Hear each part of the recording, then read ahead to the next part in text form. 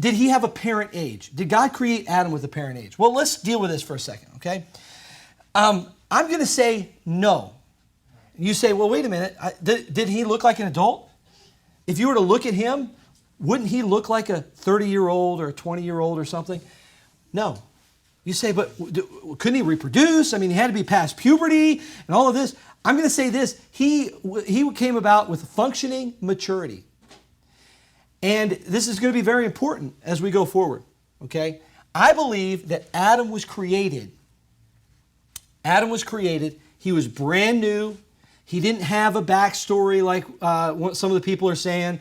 He didn't have scars and a theoretical, hypothetical mother and a father and 4.5 billion years of ancestors. Okay, he didn't have that.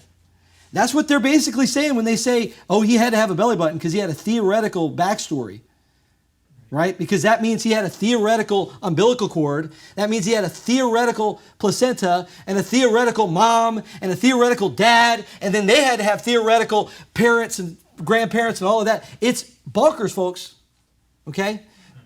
All the dinosaurs the bones that we dig up, they actually lived, all right?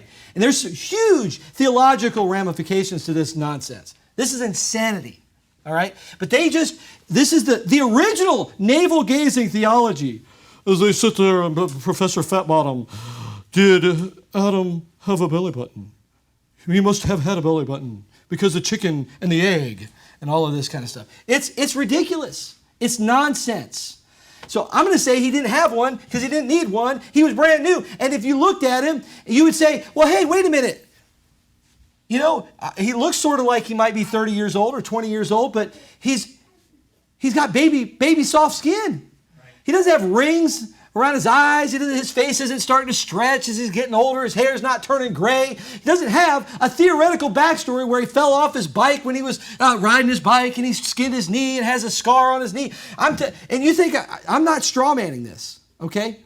I'm not making this stuff up. This is some of the nonsense I've heard as I've listened to all this garbage this past few weeks.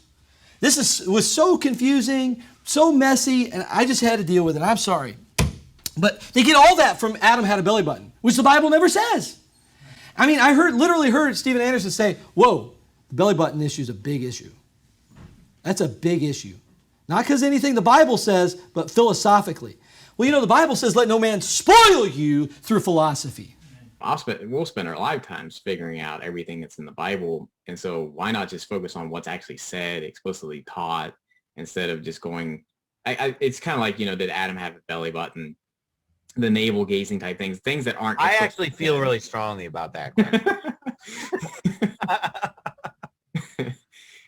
You believe he has a belly button, right? Because absolutely. I feel like that's really important too. Not because of anything the Bible says. I just think it's important philosophically. Yeah, no, I know why you say that though. You're talking about like the apparent age. Apparent age and stuff. Yeah. I mean, I literally heard Stephen Anderson say, whoa, the belly button issue is a big issue. That's a big issue. Not because anything the Bible says, but philosophically. Well, you know, the Bible says, let no man spoil you through philosophy. So it's incredible. This stuff is incredible. So thus Goss argued